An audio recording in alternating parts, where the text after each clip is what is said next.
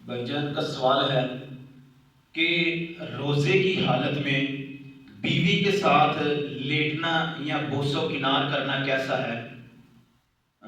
اس سے روزہ فاسد ہوگا یا نہیں؟ رہنمائی فرمائے۔ بھائی جان کا سوال ہے کہ اگر کوئی شخص روزے کی حالت میں اپنی بیوی کے ساتھ بوسو کنار کرتا ہے، مباشرت کرتا ہے، کیا اس سے روزہ فاسد ہوگا یا نہیں؟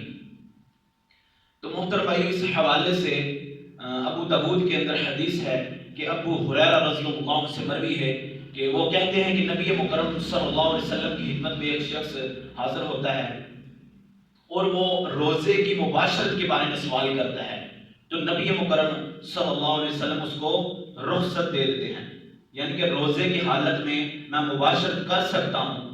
مباشرت کا مطلب یہ ہے کہ بشر کا بشر کے ساتھ ملنا اور چمڑے کا چمڑے کے ساتھ ملنا، اس کو مباشرت کہتے ہیں۔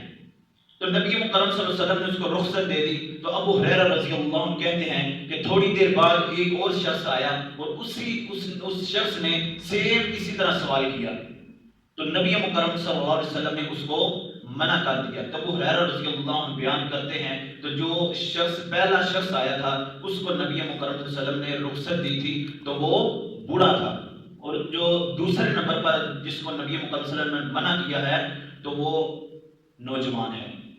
تو محترم بھائیو، اس سے علماء کہتے ہیں کہ اگر کسی شخص کو اپنی شہوت پر اور اپنے انزال پر یقین ہے کہ میں اپنی بیوی کے ساتھ بوسو کنار کروں گا یا مباشرت کروں گا تو میری نہ انزال ہوگی اور نہ ہی شہوت بڑھے گی، تو ایسے شخص کا روزہ فاسد نہیں ہوگا۔